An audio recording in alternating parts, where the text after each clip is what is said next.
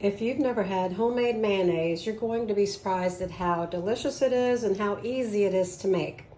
First of all, we want to make sure that all of our ingredients are at room temperature, including an egg yolk.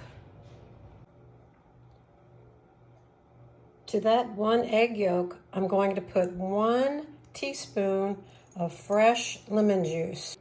The next thing is 1 teaspoon of Dijon mustard. Now at this point, you can mix this with a fork. You can put this all in a blender. You can use a hand mixer. You can use a whisk. I'm going to use a large whisk because I can't find my small one. And right now, this is an important part. I'm emulsifying this egg in with the lemon juice and the mustard. Now this has to be mixed in really well until you start to see it change and it gets thick. Whenever all that happens, this is when you're going to add oil.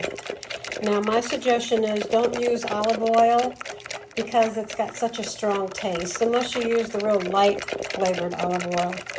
You can use peanut oil, sesame oil, avocado oil, grapeseed oil, anything that's got a real light flavor.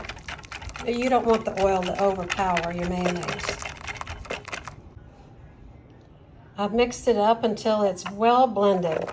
At this point, I'm going to put 1 cup of an oil that, like I said, should probably be something that doesn't have a whole lot of flavor. In my case, I'm using peanut oil. I'll be mixing it in a steady stream, but slowly. You don't want to rush this part. If you want to make it get finished quicker, you can use an emulsion blender.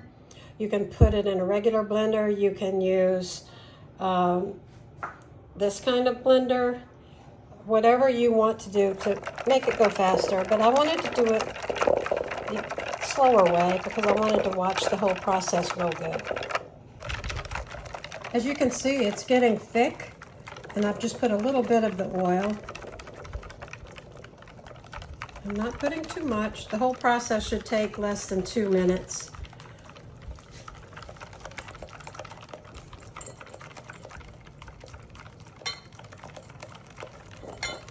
I'll continue to whisk and just take my time. It's getting really thick right now.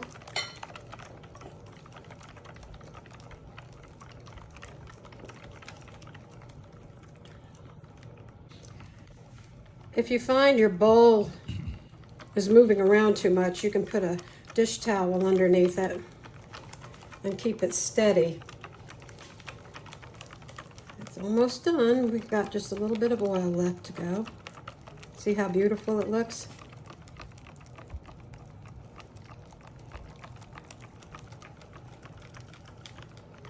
There are things that can go wrong when you're making homemade mayonnaise. If you don't mix up that lemon juice and mustard and egg really well, whenever you start to put your oil in, it won't hold together and it could separate on you. Also, you might find that your mayonnaise is really thicker than you want it to be. And if that's the case, you can just add a few drops of water. You don't want to overdo it, just a tiny bit at a time, just to thin it up a little bit. Now look how beautiful. Our mayonnaise is done, except for putting some salt and pepper in it. It works really good if you use white pepper because it won't show up, but I don't have any. So I'm just sprinkling in some pepper, about how much I think we would like. And I'll probably put maybe 1/4 to 1/2 a teaspoon of salt. I do about 1/4 and see how that tastes. You can always change it.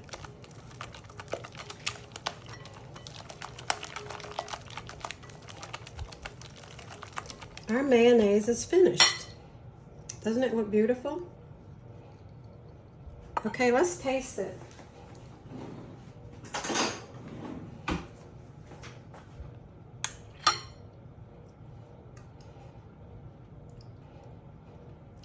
I've got to tell you guys, if you make this and use this exact recipe, you would swear you're eating Hellman's or Duke's mayonnaise. It is so, so good. It will keep in the refrigerator for 4 to 5 days. And it's so easy to make, and I encourage you to make this. It took me 3 tries to get it right this morning, but it was my fault because I didn't emulsify my eggs and my mustard and lemon juice well enough the first 2 times. But it's perfect now. It couldn't be any better, and it's just beautiful. I hope you enjoy this, and I hope you make some homemade mayonnaise.